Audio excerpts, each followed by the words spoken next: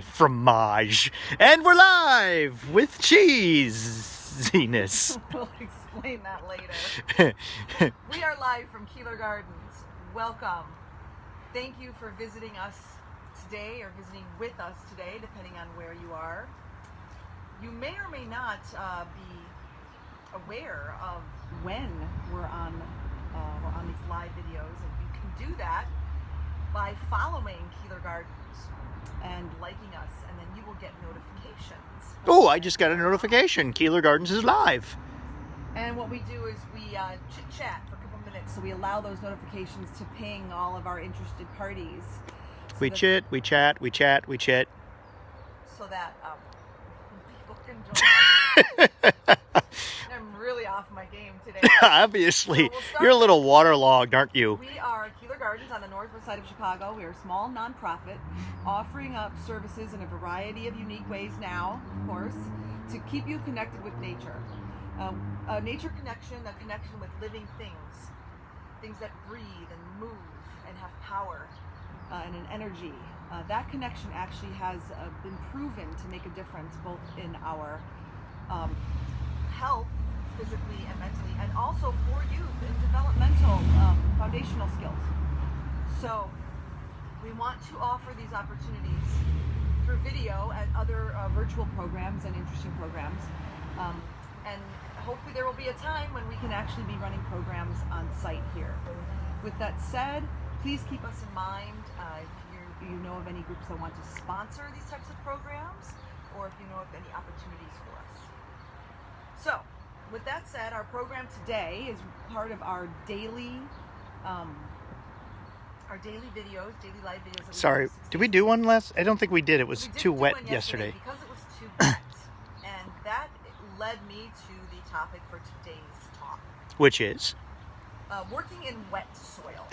So, there'll be lots of information coming in the near future about soil and what it means to have healthy soil and good soil, sterile soil versus microbially active soil. But right now, You're such a tease. All we're going to talk to you about today is when soil gets wet, the water fills in all the empty spaces. So think of a big old room filled with a bunch of different sized balls in it, basketballs and tennis balls and ping pong balls. Because the room is square and the balls are round, you have what's called void spaces, all those little nooks and crannies between all the balls. And all that space in there is where air and water remains for the roots of plants to survive. So most plants don't want to be underwater. Their roots don't want to be, soaked in water all the time. But watering them with the rain or whatever, and then that water drains away or evaporates away, and then the roots are in those air spaces. And there's a whole bunch of other stuff that goes with that, but we're talking specifically about the soil and working with wet soil. So what happens is those little spaces are important in soil. Stuff goes on with those little spaces. And when it fills up with water, and then you work with that soil when it's wet like that, what ends up happening is that you have the potential for squishing out all those empty spaces, all right? So when you walk on wet soil, when you dig in wet soil, when you transplant in wet soil, when you rip out roots that are soaking wet, they are more vulnerable. So there's a little bit to be said for taking a break on a rainy day or the day after a rainy day.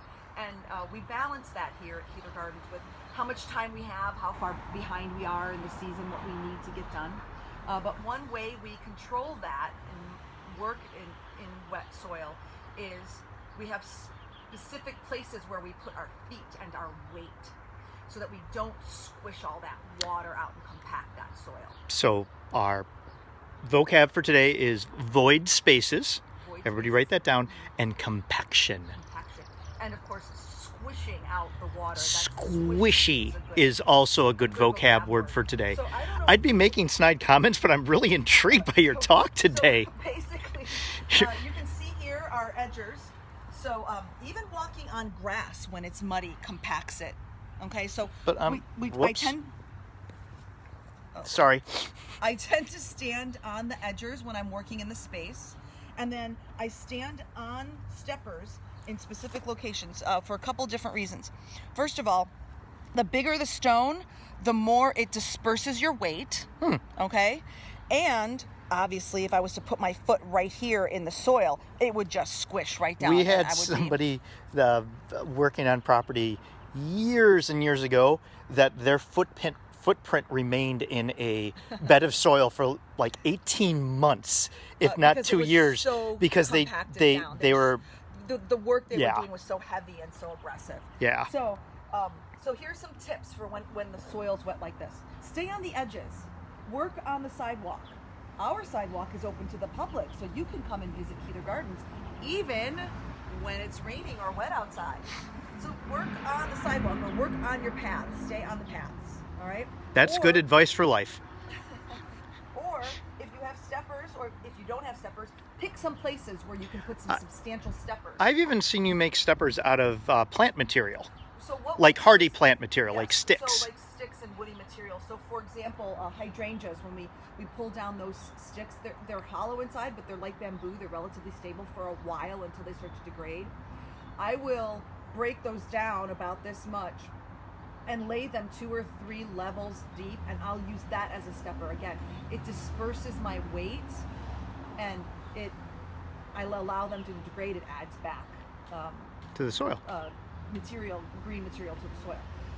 So again, we're focusing on wet soil. So that's the soil that's in the ground, and then I also wanted to bring up that a couple things about. And I mentioned that roots are vulnerable when they've been really, really wet. So if your soil isn't really wet and you want to work in it, don't hose it down.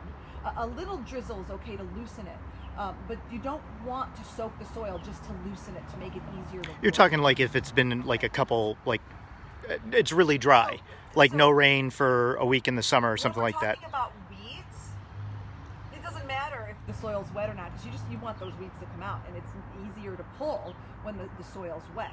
Again, pick places to stand that are sound and go ahead and pull your weeds. But wait for a little bit of that water to drain or to dry up a little before you start transplanting or splitting. Oh, so even when it's really wet, like we've had, what they said, 7 inches of rain here on Sunday. Like today, I tried to work outside yesterday, and it was a disaster. Again, I try to balance what we need to get done with what's good for the soil and the plants. And the soil was so muddy, I couldn't do anything. I couldn't get it out with the shovel. I couldn't get it off the shovel. It was all clumped together, and that's because our soil is clay. But if you had very healthy, very positive soil with good, lots of loam in it, it would break away very easily. Another vocab word for another day. Soil is made of a lot of different components, and And we it's, will go into that. yeah, not made on a loam. That's a loom. So, as we were focusing on working in wet soil, so now you have some tips to how to work with the soil when it's wet, what to do and what not to do. And I can guarantee you might be excited after the rain has stopped and you want to get out there and get working. But you will find with some experience that working in wet soil is incredibly difficult. Your tools get trashed. Again, if you're walking in it, everything is just a mess. And you'll learn through experience that it's worth it to say, the soil is too wet, I'm going to come back tomorrow. So pick other things to do that day. Do some pruning, put your cages up, tie back vines. Speaking of which, look at how tall those are. We have a clematis over here. It's a very low-growing clematis. It's not like your traditional vining one. This guy, he's going to need a small trellis. We could install that today. We could cut back some of our plants that are getting a little unruly, like some of our asters, our native asters. We might cut those back. We can do all of this from our steppers or from the sidewalk. These are all tricks, things that you can do when you don't want to work in the soil, but you still want to get outside. You still want to keep freshening up your green space. And as we have said in the past, many of our videos here have to do with what we're doing here at Keeler Gardens, because those are the only programs that we can actively do right now. But we do have other programs that we want to offer you. If you're not a gardener, if you don't want to get out and garden, if you're not interested in a pot or a container or putting anything in the ground or getting your hands dirty at all, maybe you're interested in photography, maybe you're interested in art. We have a couple of different art projects that we could work on virtually together. You let us know what you're interested in and how you want to build your connection with nature, and we can work with natural materials, again, art projects, photography. We could Ed has a lot of ways to incorporate a lot of this stuff into learning standards. We can create puzzles, we can create rainbows and color searches and treasure hunts. So if people have questions about the wet soil or the plants, how do they get a hold of you? You can leave a comment here, or you can email me, Gina@keelergardens.org. And if you have any questions about the educational side of how to wrap this into state standards or any other educational goals, and what you the scientific benefits Yep. of connecting with nature are, you can contact either one of us. Ed is ed@keelergardens.org. So please look to us as a resource. That's what we're here for. We were already working with several community members on building some butterfly gardens and pollinator habitats and rain gardens. Allow us to be a consultant. Allow us to share what we're doing here. Please share these videos. If you know of anyone who might be interested, or anyone who is motivated in a nature direction that might want to sponsor one of our programs, please keep us in mind. Just all we're just going to do is keep sharing, and part of that sharing, that is part of staying connected and connecting with nature, and that in and of itself is a benefit. So I appreciate all those because we still have live viewers that stick around and they've heard that message at the end before. So as a bonus for those that go, oh, I've heard this before, and they still stick around to the very end, give us another cool vocab word for soil that we can look forward to as a reward. Mycorrhizal fungi. Wow, that just sounds cool. Mycorrhizal fungi. That is the one of the filamentous microbial, microscopic life forms in the soil that add to the soil. It's actually really cool. Many ways. So see what you get for sticking around to the end. And it creates a network that works with plant roots and tree roots and chemicals, elements, and it exudes to hold soil together. So yes, and every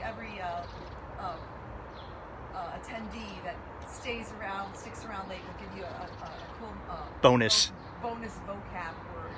And if you can't find that like on the internet, well, you'll tell us more about that when we go into soil later in future weeks. And I'll make sure to put it in writing. We had been putting our live videos on our easel and on the walkway with chalk and decoratively, but it's been raining and windy so much we haven't been able to advertise that way. So please share these videos. I know you've heard that before. Share. Share and share life. Now you got to tell them something again because they stuck around. No, that's fine. We're good for today. Thank you. I hope that if you do have questions, you feel comfortable answering or asking them or emailing. We would love to have more interaction and get people more information that's valuable to them at all different levels. If you find that some of the things we're talking about are either way beyond you or you know it already, let us know and we'll expound in different directions. Okay? So until then, remember how to treat your soil well. If you need anything, we're here as a resource. Come visit us. Public space, you can come visit anytime. Right here, the pollinator habitat and the front gardens. And if we can participate in any other way with you, let us know. We're always willing to do even some other live videos if you have a special request. So thank you so much, and we will see you tomorrow. Bye-bye. All right, stopping live video. Wait, not yet. Okay, wait.